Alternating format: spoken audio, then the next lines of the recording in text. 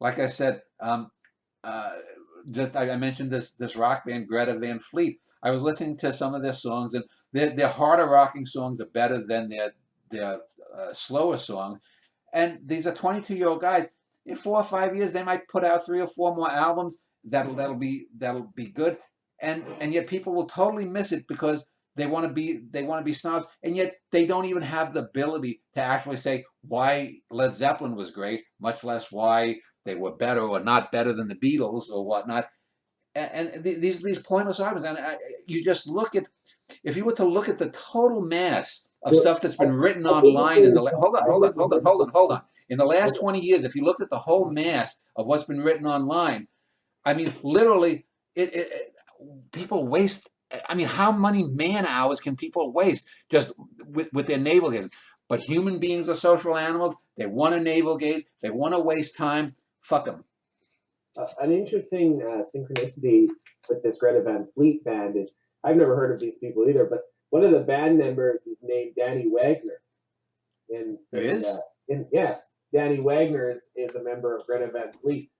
really. I know that there's like three brothers, Cisco or something like that. Three brothers and a guy named Danny Wagner. Well, there you go, synchronicity. Yeah, I didn't. I mean, I looked up, the albums on YouTube. I didn't look up much about the band except, and it's funny too because the people who don't like this group, they keep calling the lead singer Jake Sisko or whatever his name is, Siska, or Joe Sisko, whoever it is. They keep calling him a little homunculus and whatnot, and yet these same people turn around and they'll talk about a singer like, I don't know how much you know about rock music, but there's a singer named Ronnie Dio, and Mm-hmm. he was actually in a band called Elf. Then he was in Black Sabbath. He released his own stuff. Then he was in Deep Purple, became solo.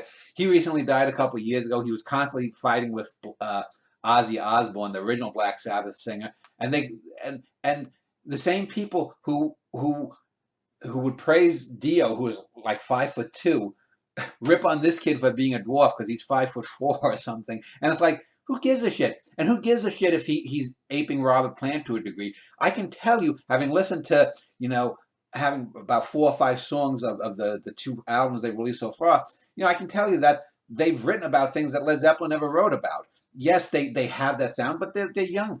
If you listen to Led Zeppelin, like I said, they were obviously influenced by blues musicians from 20, 30 years before.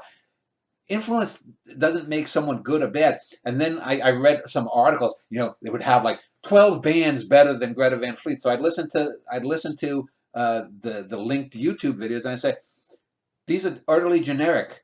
So these are just people who don't like the fact that this Greta Van Fleet sounds like Led Zeppelin and their singer is a short guy that they don't like. And so let's Sally and the shit bricks. Oh, they're much more like Led Zeppelin than this Greta Van Fleet. No, they're not.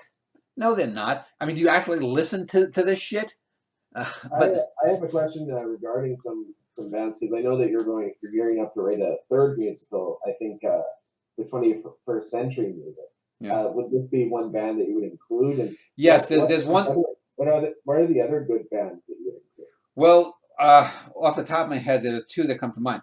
I don't know if I know, I interviewed this kid, this musician a couple of months ago in December, a local Texas musician, Joey, the fuck was his name? I can't remember.